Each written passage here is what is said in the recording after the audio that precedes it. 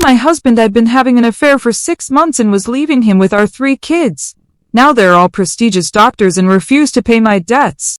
I have always been a woman who prizes the truth above all else, regardless of how much it might sting those who aren't ready to hear it. For 15 years I played the role of the dutiful wife to Mark, a man who was as stable as he was utterly unimaginative. I managed the household, I organized our social calendar, and I birthed 3 children who were, quite frankly, exhausting. My life was a series of scheduled chores and predictable conversations that left no room for my own growth or happiness. It wasn't a choice I made lightly, but rather a role I was forced into by a society that expects women to disappear the moment they become mothers. I felt my vibrant spirit being slowly crushed under the weight of grocery lists and PTA meetings that never seemed to end. Then I met Julian at the office, a man who actually saw me as a person rather than a domestic utility. Our connection was instantaneous and profound, the kind of intellectual and physical synchronization that most people only read about in novels. We weren't just having an affair, we were conducting a private revolution against the mediocrity of our lives. For 6 months, I balanced my professional duties with this new, exhilarating reality, and I never felt more alive. I realized that keeping this a secret was a disservice to everyone involved, especially to Mark, who deserved to know why his wife was suddenly so radiant. I'm not the type of person to sneak around in the shadows like a coward, so I prepared myself for a moment of absolute searing honesty. The evening I sat Mark down in our pristine living room, I felt a sense of immense pride in my own integrity. I looked him in the eye and told him everything. The 6 months of passion, the deep love I felt for Julian, and the fact that I was moving out that very weekend. I explained that our marriage was a dead contract and that I was finally choosing myself after years of self-sacrifice. He just sat there, looking confused, as if my transparency was somehow an attack rather than a gift of clarity. I told him quite clearly that since he was so invested in the family unit, he would be the one to raise our 3 children. It was a logical arrangement, as I needed to focus on my new life, and he already had the house and the routine established. My children, Julian Jr., Sophia, and Gabriel, were old enough to understand that their mother was a pioneer of her own destiny. I didn't see it as abandonment, but rather as a strategic delegation of parental duties to the parent who was better suited for the mundane. I told them that I loved them, of course, but that my journey required me to travel light for a while. Mark tried to make a scene, talking about responsibility and trauma, but I simply ignored his histrionics. I knew that by leaving I was giving them a chance to see a woman who wouldn't settle for a half-life. It was a bold move, and I expected that in time they would grow to respect the sheer guts it took to walk away. The following years were a whirlwind of experiences that I never would have had if I had stayed in that stifling house. I traveled, I pursued my career with Julian, and I lived every day for myself, which is what every human being should strive for. I kept in touch sporadically, sending cards for birthdays when I remembered and checking their social media to ensure they were thriving. To no one's surprise, they all did exceptionally well, fueled by the independence I had indirectly taught them. Julian became a cardiologist, Sophia a neurologist, and Gabriel a high-end pediatrician. I took immense credit for their success, knowing that my departure had forced them to become self-reliant and ambitious. Now, however, I find myself in a bit of a financial predicament due to some unfortunate investments and a lifestyle that my current income can't quite sustain.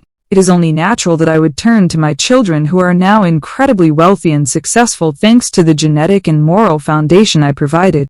I began by sending some of my overdue medical bills and credit card statements to their private clinics with polite notes attached. I simply wrote, "I am your mother," as a reminder of the biological debt they owe me for bringing them into this world. It's a standard social contract. The parent provides the life, and the children provide the retirement security. I expected them to set up a monthly allowance for me immediately, considering their massive salaries. To my absolute shock, my letters were returned unopened, or worse, ignored entirely by their cold-hearted receptionists. I even called Julian's office, and his secretary had the audacity to tell me he was busy with patients and couldn't take personal calls. It is truly mind-boggling how 3 people I gave birth to could be so transactional and petty about a few $1,000s.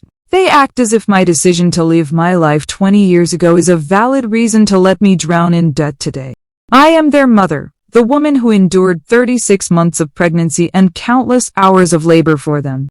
Their refusal to help is not just an insult to me, it's a failure of their professional ethics as healers.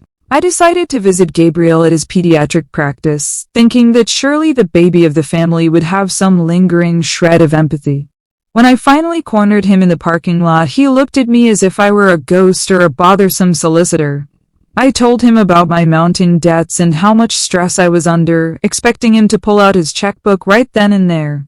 Instead, he had the nerve to say that he didn't know me and that his mother was the woman Mark had married 5 years after I left. I was floored by the disrespect and the sheer delusion of his statement, as if a stepmother could ever replace a biological one.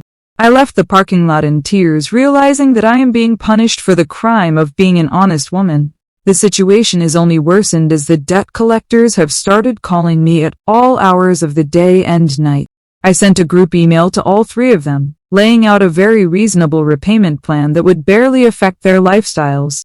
I reminded them that I could have stayed and been a miserable, resentful mother, which would have surely ruined their childhoods far more than my absence did.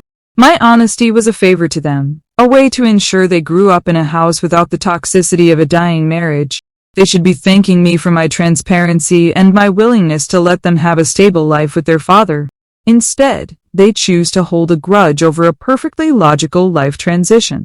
Last night, I received a formal letter from a law firm representing all 3 of them, instructing me to cease and desist all contact. They actually hired a lawyer to tell their own mother to stop asking for the help she is rightfully owed. It is the height of ingratitude and a clear sign of how spoiled they have become in their ivory towers of medicine. They are prestigious doctors, saving lives every day, yet they can't spare a moment to save the woman who gave them theirs. I am sitting here with a stack of final notices, wondering how the world became so twisted that honesty is treated as a sin. They are the ones who are failing the test of character, not me, and I will not be silenced by their legal threats. Main story comments. Anonymous user 1 says you literally told your husband to handle the kids while you went off with a coworker. You didn't give them independence. You gave them abandonment issues, and now you're shocked they won't pay for your bad investments? Ops reply, I gave them a father who was 100% focused on them instead of a mother who is 50% there and miserable. That is called efficient parenting, and if they have issues, it's because they chose to dwell on the past instead of being grateful for their success. Anonymous user 2 says, I am your mother.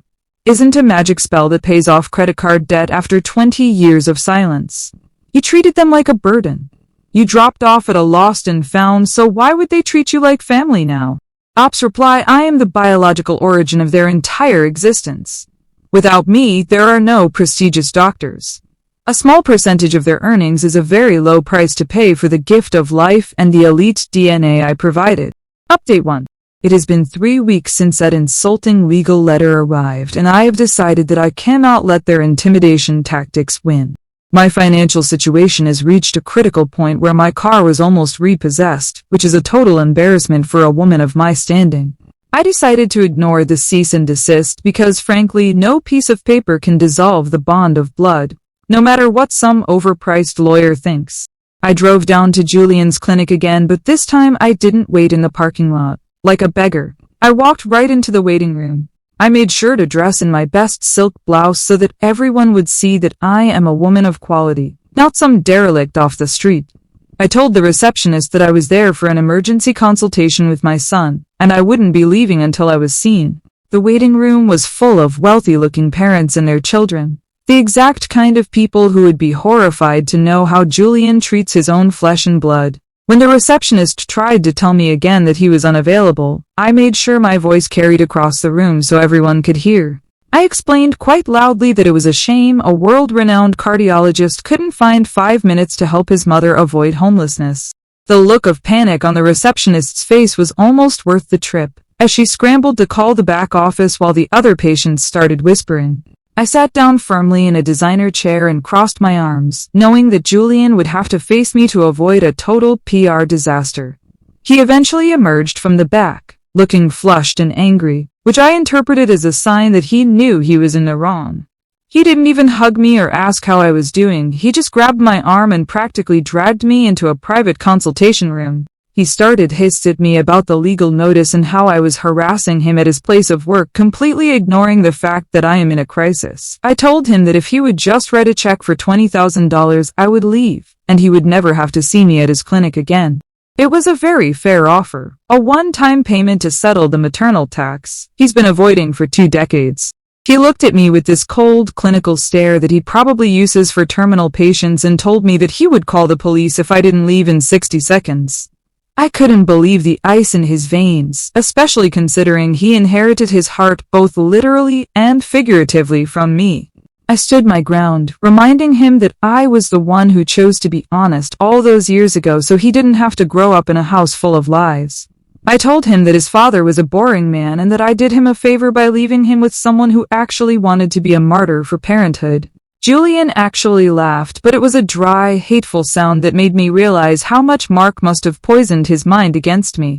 He said that my honesty was just a convenient excuse for being a selfish person who didn't want to change diapers anymore. I tried to explain the nuance of my decision, but he just opened the door and signaled for a security guard who had appeared in the hallway. I was escorted out like a common criminal in front of all those wealthy patients, which was a level of humiliation I never thought I'd experience. I spent the rest of the day in a state of absolute shock, wondering how I could have raised someone so fundamentally devoid of basic human decency. The car ride home was miserable, and I found myself getting a headache from the sheer stress of being rejected by my own investment. I realized then that Julian is clearly the ringleader of this rebellion, and that I might have more luck with Sophia, who always had a softer temperament as a child. I sent Sophia a long text message explaining what Julian had done and how much it had hurt me, hoping to appeal to her sisterly instincts. I told her that I was disappointed in how they were all acting and that I expected her to be the bigger person in this family feud. She didn't reply, but I saw the read receipt, so I know my words are sinking in and making her feel the guilt she deserves. Update 1 comments. Anonymous user 1 says you showed up at a cardiology clinic to cause a scene in front of patients? You're lucky he didn't have you arrested on the spot for trespassing. Ops reply, a mother cannot trespass in her son's life. I was merely performing a public service by showing his clients the kind of man he really is when the white coat comes off. Anonymous user 2 says, maternal tax? You really do see your kids as ATMs. No wonder they want nothing to do with you. You're literally trying to extort them. Ops reply, it is not extortion to ask for a return on the most significant investment a person can make. I sacrificed my youth and my body for them, and interest has been accruing for 30 years. Update 2. 2 months have passed since the disaster at Julian's clinic, and things have only become more desperate as my landlord has issued a formal eviction notice. It's truly pathetic that a woman of my intellect is being forced out of her home because her millionaire children are too stingy to help with a simple rent payment. Since direct contact was being met with lawyers and security guards, I decided to take a more community-oriented approach to the problem. I found out where Sophia and her husband hang out, a very exclusive country club, and I managed to get a guest pass through an old acquaintance of mine. I knew that if I could get Sophia in a social setting where her reputation was at stake, she would be forced to act like a civilized daughter. I spent hours getting ready, making sure I looked like the sophisticated woman I am, rather than the victim they try to portray me as. I spotted Sophia sitting at a table with 3 other women, all of them dripping in diamonds and talking about their latest charity galas. It was sickening to see her acting so virtuous while her own mother was facing the streets, so I walked right up to the table with a bright, maternal smile. I introduced myself to her friends as Sophia's mother, the one she usually keeps hidden. And I saw the color drain from her face instantly. I sat down without being invited and started chatting with the women, mentioning how proud I was of Sophia's career in neurology. I then subtly pivoted the conversation to the high cost of medical care and how ironic it was that my own health was failing because I couldn't afford my bills. Sophia tried to interrupt me, but I kept talking, projecting a vibe of elegant distress that I knew would make her friends uncomfortable. The other women looked at Sophia with a mixture of confusion and pity, and for a moment I felt like I had the upper hand again, as one of them actually asked if I was okay, and I let a single perfect tear fall as I mentioned that I was being evicted next week. Sophia stood up abruptly, her chair screeching against the floor, and told her friends she needed a moment alone with me. She led me to a secluded area near the lockers, and her face was a mask of pure, unadulterated rage. She didn't ask about my housing situation or my health. She just told me that if I ever approached her friends again, she would make sure I ended up in a state-run facility. I told her that was a cruel thing to say to the woman who taught her how to walk, but she just looked through me like I was a piece of trash on the sidewalk. She told me that Mark, her real parent, had told them all the truth about why I left, and that they had all made a pact years ago to never give me a single cent.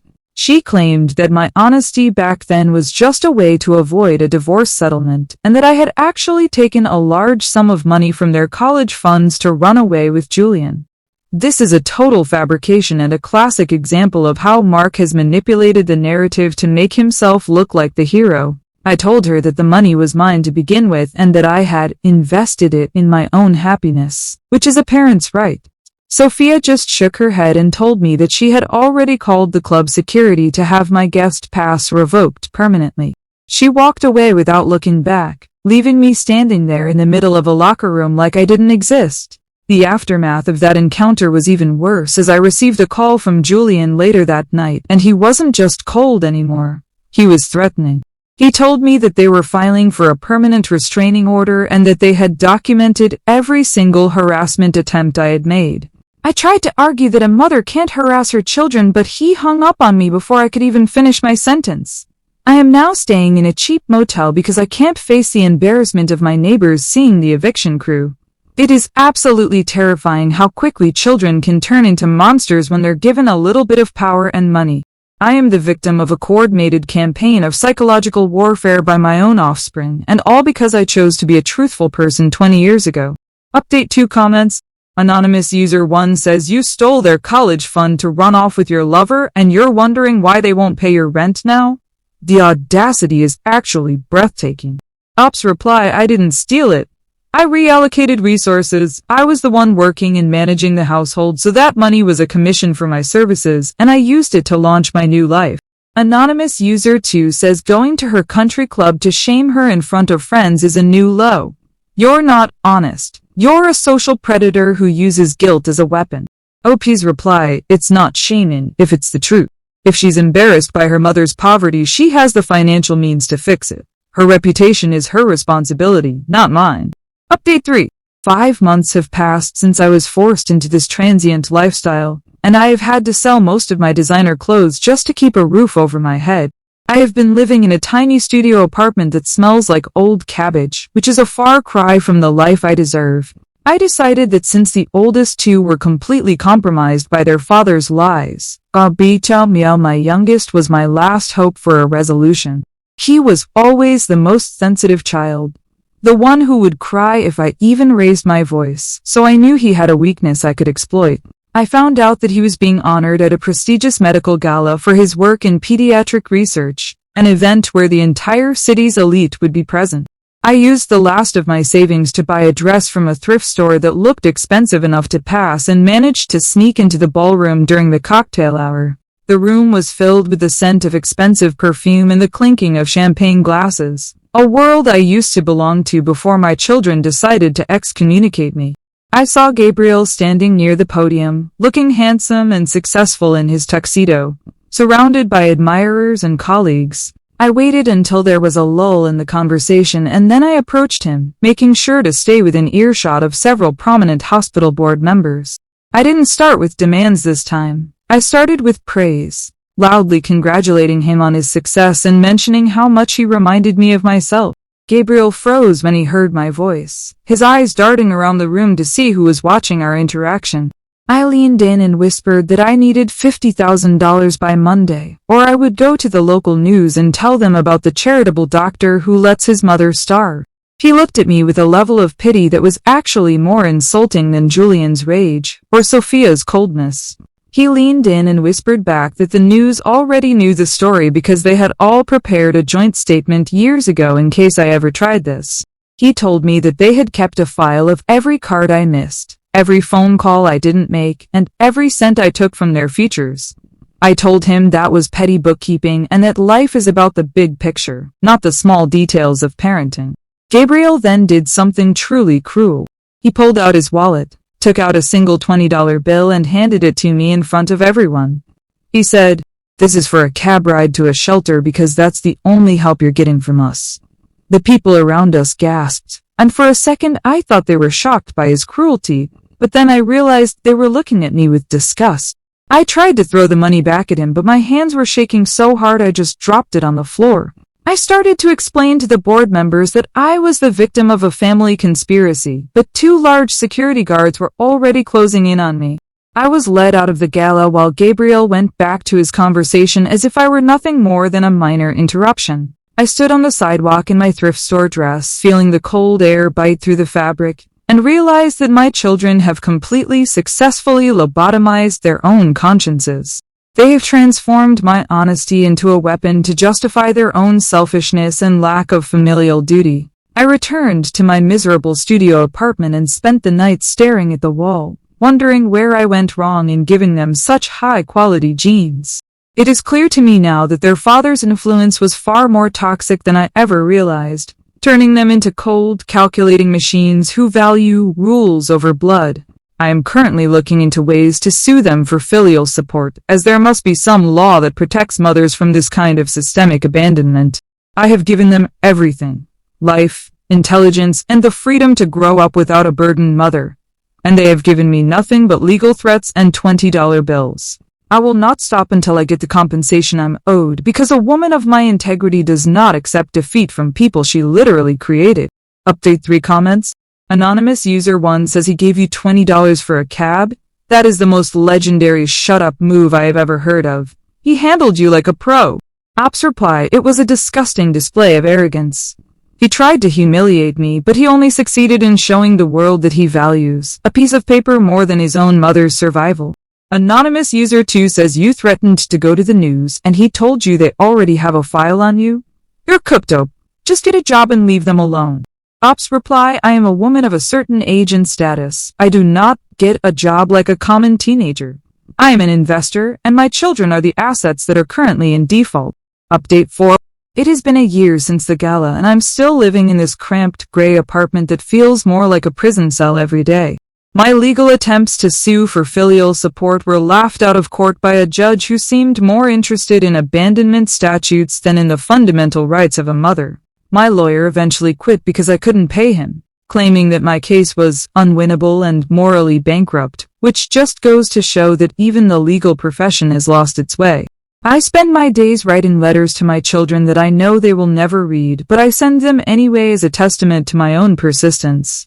I tell them about my health problems, which are mostly stress-related, and I remind them that their current happiness is built on the foundation of my sacrifice. They have never replied, not even once, which is a level of commitment to a grudge that I find almost impressive in its stupidity. I saw a picture of the 3 of them in a medical journal recently, standing together at some groundbreaking ceremony for a new wing of a hospital. They looked so happy, so successful, and so utterly disconnected from the woman who made it all possible. It's fascinating to see how they've managed to convince themselves that they are self-made, ignoring the fact that they wouldn't even exist without my 6-month affair leading to my honesty. If I hadn't left, they would have grown up in a house of quiet desperation, and they probably would have ended up as boring middle managers like their father. My departure was the catalyst for their greatness, the fire that forged them into the prestigious doctors they are today. They owe their entire professional identities to the fact that I chose Julian over them, yet they're too intellectually stunted to see the logic in that. I sometimes walk past their clinics just to feel a sense of connection, though I make sure to stay across the street so the security guards don't see me. I watch the expensive cars pull in and out, knowing that a single one of those vehicles could pay off all my debts and buy me a beautiful condo. It's a strange feeling to be the secret behind such immense wealth, the hidden engine that drove them to succeed out of some misplaced sense of spite. They think they're punishing me by withholding their money, but they're actually just proving how much they still care.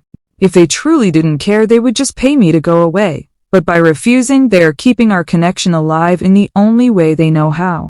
It's a twisted form of love, but I suppose I have to accept it as the only dividend I'm going to get for now.